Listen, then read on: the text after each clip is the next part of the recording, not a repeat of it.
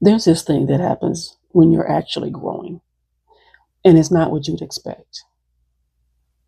It's it's not a breakthrough. It's not a moment where everything clicks and you finally feel like a different person. It's not even particularly moving, honestly.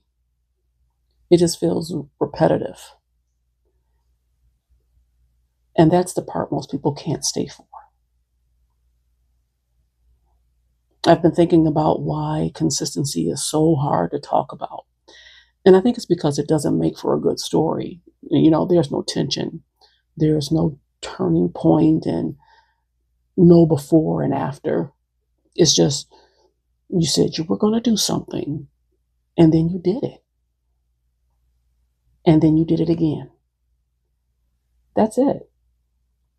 We're wired to look for the dramatic version of change, the moment when the music swells and the decision that changes everything. And sometimes those moments do exist. And maybe you've had one, and maybe that's what got you here. But the decision doesn't change you. What you do after the feeling fades, that's what changes you. Because here's what actually happens after the breakthrough: the urgency leaves, the emotional charge that made the decision feel so clear, it dissipates. Life gets ordinary again, and you're still you, just now with this thing that you said that you were going to do differently, and no one's watching, and you don't feel like a changed person yet. And it would be really easy to just not. But that's the moment. That's the moment right there. That quiet, unremarkable moment where either you follow through or you don't. It it doesn't feel like anything important. It doesn't feel like growth. It feels like doing the dishes when you're tired. But that moment is everything. And here's the psychology of why. When you follow through on a small promise to yourself, even an invisible one, your nervous system registers that, not metaphorically, literally. Your brain is always collecting data about you, about what kind of person you are, about whether you're someone who does what you say or someone who intends to. And it's not your affirmations that build that case. It's not your vision board. It's not even your intentions, as good as they are. It's your behavior. So if you said that you were going to speak up and you did, that gets filed.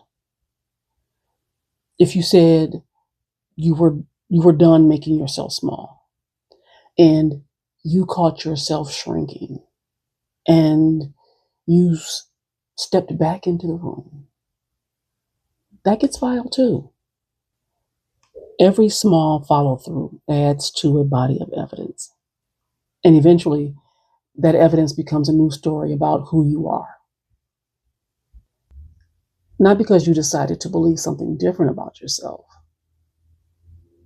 but because you showed yourself something different repeatedly. And that's what consistency actually is. It's not intensity, it's not discipline in the way we usually talk about it. Like it's this thing you either have or you don't. It's alignment, repeated. It's this is who I want to be, and this is me being that again, even on a day when I don't feel like it. It's quiet. It almost never feels meaningful in the moment. And for a mind that's used to measuring progress by how it feels, consistency can actually feel like nothing's happening. And that's the hard part, because nothing looks the same as failing from the inside, but it's not the same. The invisible accumulation of follow through is still accumulation. You just can't see it yet. Think about how long it takes for anything real to show up in a body you've been training, in a relationship you've been tending to, or in a skill that you've been practicing. These results are always delayed.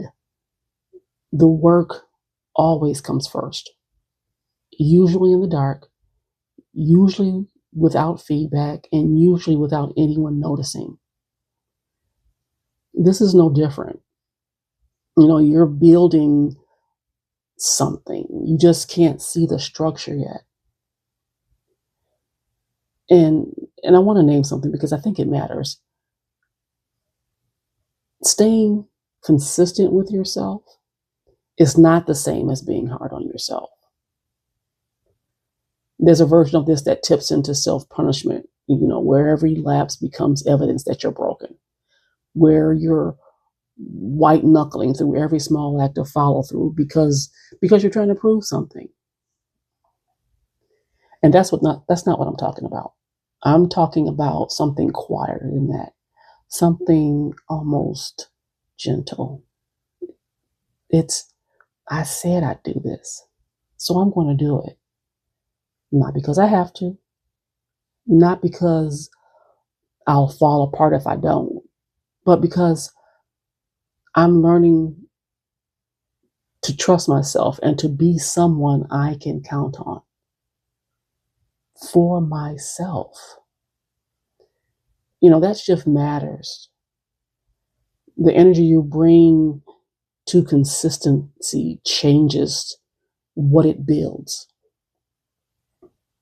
Where punishment builds compliance, reliability builds trust. And that word, trust, that's really what this is all about. Because everything we've been talking about in this series, the allowance, the self-permission, the choices, the redemption, all of it requires you to trust yourself enough to keep going. And trust doesn't come from deciding to trust yourself. It comes from watching yourself follow through over and over in small ways and in moments no one else sees. That's the foundation.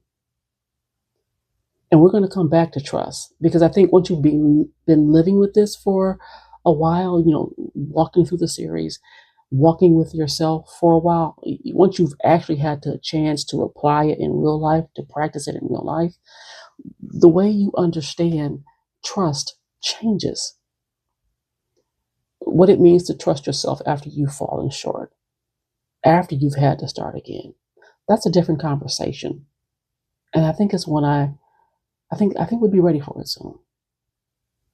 So for now, though, stay here. Stay in the repetition. Stay in the quiet. Not because it's glamorous, not because it's going to feel like growth every day, but because you're becoming someone reliable to yourself. And that's not a small thing. That might be the whole thing.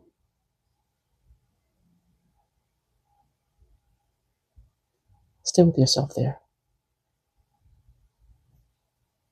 Continue traveling.